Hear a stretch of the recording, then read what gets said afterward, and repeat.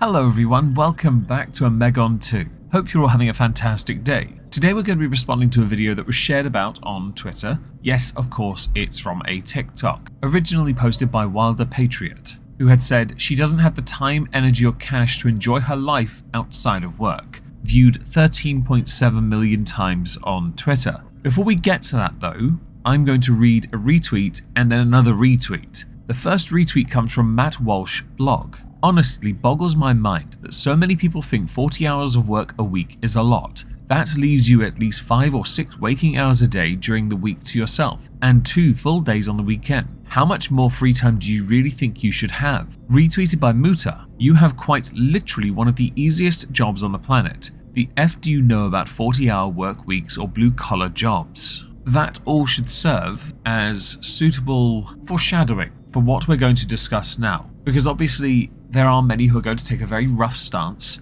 firm stance, perhaps a nuanced stance, or actually stand in support. And there is nothing inherently wrong with having an opinion on this. There are many consequences right now many people are experiencing due to other consequences. Some they have no say in, some they feel because of what is going on in the world made by choices from others who are voted into office or are megalomaniacs. Those consequences do trickle down to the oikery. Hi, member of the oikery. There are plebs as well, but we oiks look down on them too. This is all quite important, because politics is vital in this instance. Cost of living is a big problem right now. Many of us feel it. Regardless of what we do for a living, we feel it in some way. For me, it was something as simple as asking for a pay rise, which I'd never done in 10 years as a cleaner. But when left with little in the way of choice, one has to act to help and protect themselves. Being self-employed, I don't have rights, to be honest. If you work for a company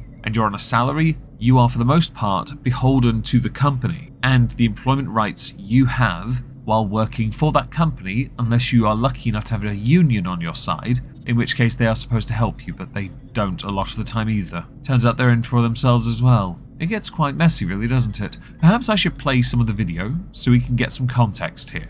Why is it that I have to work 40 hours a week just so I can have a place to live?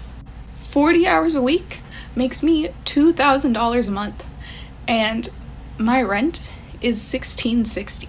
This is where I have to insert a rather cold response. I do not mean it though, because when I hear someone making $2,000 a month, I think they're doing pretty well. You need to move. Simple as that. If your services in your employment are being exploited by your landlord so that you cannot afford to do anything but pay for that rent, you are being taken advantage of. If it is cheaper to get a place somewhere else, or simply relocate your entire life, you should do that. Now, of course, I cannot speak for you in your instances as to whether or not you have looked at these options, or whether you even started something as pointless as a GoFundMe. And I say pointless because if you're in a cycle like this, you're not getting out of it with a GoFundMe. Not unless your GoFundMe is to leave wherever it is you are, where your rent is that ridiculously high. I'm sure some would say now, but maybe they're holding out hope that perhaps their job will give them a pay rise. Yes, and the landlord will then up the rent, because landlords are dickheads. Because they'll use the excuse of inflation and they'll remortgage their property and insert literally any reason here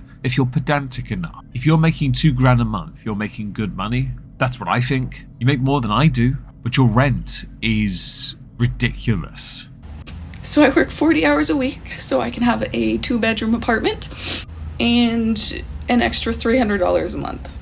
Like, it doesn't cover my phone, internet, food, you know? I took the liberty of going to supposedly a system, the TikTok page you upload to. After scrolling for a while, I found your video, 591.5 thousand views. To be cathartic, that is 100% understandable. Some have pointed out in the comments Tim Pool had responded to this, so they were going to get a lot more negative comments. Supposedly a system has no idea who Tim Pool is. Sometimes we all need to release our frustrations out into the world. It's not necessarily for sympathy, it's just a release, right? A catharsis. Something that doesn't help though is when you use the term blame the Democrats, because that was a term used in your comments for many of your videos to explain your situation, you then responded by going very binary and saying you simply wouldn't join, and then inserting every single buzzword you could use as an ad hom for Republican. Blame the Democrats.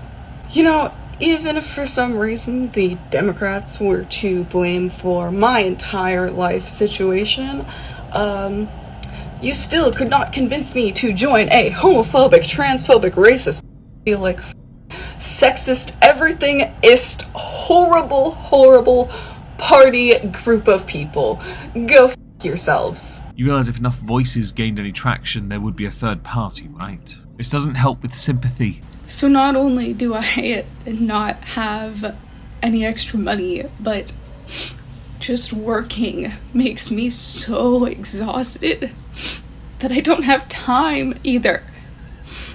Many people left you many comments, some being constructive, some being destructive, others being reductive. Yes, I found a way of making that work. And you hyper-focused on the negativity to say you'd still never vote Republican, even if it is the fault of the Democrats that your life is the way it is. If being a very important word, there's no guarantee I have no idea where this person is in the world. You followed up multiple times, in fact, addressing some of the more callous comments aimed at you. I will, in a more constructive way, suggest if this is too expensive for you, you move. If you can. Obviously, moving can be quite pricey. Okay, you then have very little choice. You have to find extra work, or a sugar daddy. Extra work seems more possible, plausible. 40 hours a week is something many countries use as a maximum. It was a part of the European Work Time Directive, in fact, when the UK were a part of it. 40 hours a week was the limit for standard occupation. However,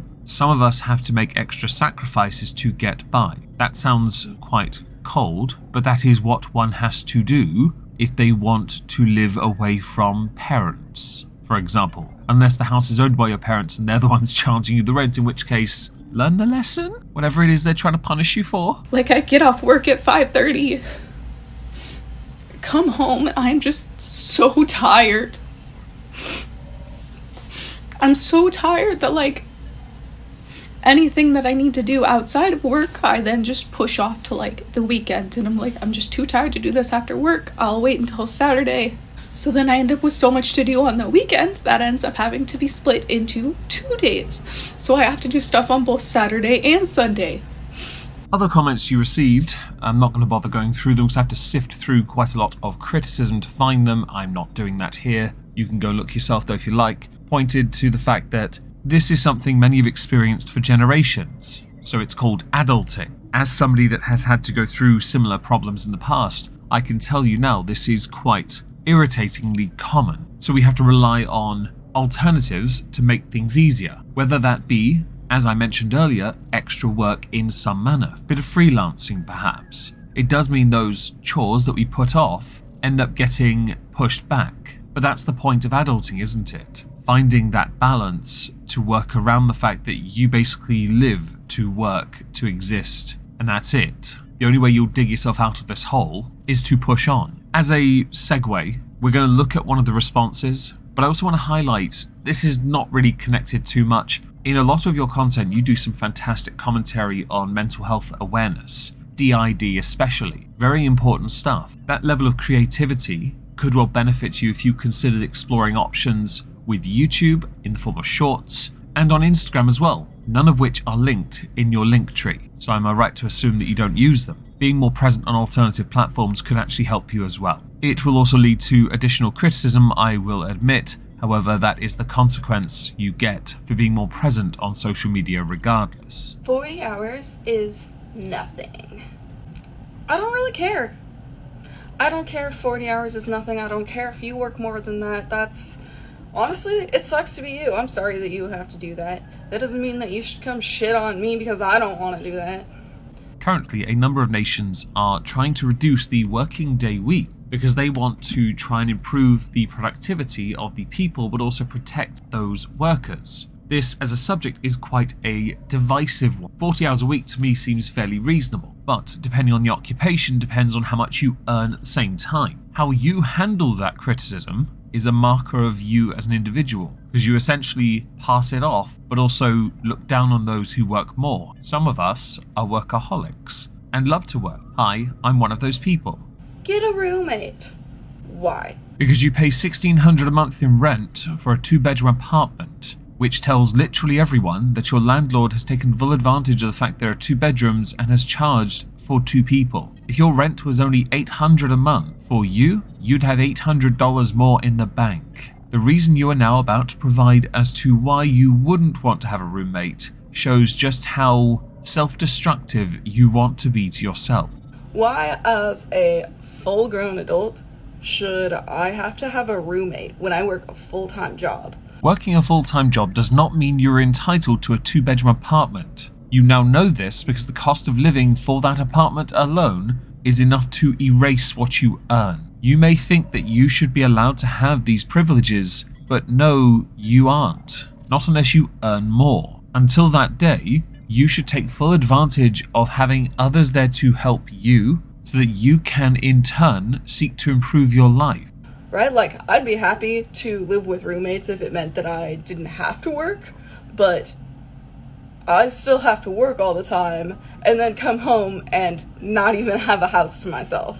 Yes, and for the foreseeable future, you should consider that a worthwhile endeavor while you seek to then make your situation good enough so that you can afford a place like that on your own. If you really thought going into young adulthood that you should simply be allowed to have all that space and be able to get by, you are sorely mistaken and do not understand what it means to grow up. It's always a struggle, and eventually you will hit that plateau, but you've got to work for that. 40 hours a week is hard, I will agree, but it doesn't mean you're entitled to the extra space that your landlord has taken full advantage of by charging extra rent for. Your responses to this reek of entitlement, by the way. Nobody wants to work anymore. No shit, nobody wants to work anymore. Why did anybody ever want to work? I don't think anyone ever wanted to work, right? Like, if we go way back to, like, when people first existed, like, jobs weren't things, okay? Nobody had to go work 40 hours a week so they could live. You are right. You could argue, though, the economies and the systems in place now give people a better chance at the one thing that people struggled to do back then, and that was to survive. People struggled then because they were always working to survive. It wasn't an occupation, it was a fact of life, an immutable fact, a fixed point. We can be pedantic about this if you like, but I think you'll find it was harder then than it is now, because there was no guarantee you could survive then. There is a guarantee things could get better now though. You just have to be willing to make sacrifices and big changes in your own life and be less INTJ about it. Come live with me. No, you're creepy. While I wouldn't seek to accept the invitation of some random person on the internet, you have put out your grievance on the internet, so some will offer solutions, and much like many creators on the internet, we often fall foul of this because we will simply crap on the suggestions of those that provide solutions to us. In this instance, you are right not to accept. However, since all you've done is crap on suggestions, I'm inclined to believe you are the type that when a solution is presented to you, even if it's one that is good, you won't want it because you just want your life in your hands under your control. But right now, your life in your hands under your control is digging you into a hole that you won't get out of unless you make changes. And they're not easy changes, I will admit, readily admit, happily concede. But if you live in an area where your rent is that high, and you have the space and the ability to have another person there with you, you should take it. If only to make it so that your life monetarily is a little bit more comfortable, and then you make it more of a point to turn your bedroom into your sanctus sanctorum and learn to shut yourself away when you need to recharge. If you cannot see beyond your own smug, to be able to accept that there may need to be changes in your life, you will never get out of that hole. But it sounds to me like you want to be there, so you can continue to complain about it. But since you only got views on the one video I showed at the start, I'm inclined to believe you are not the type who will ever amount to much unless you make those changes. So I guess it will only be a matter of time before your arrogance finally gets shelved long enough for your common sense to come to the surface.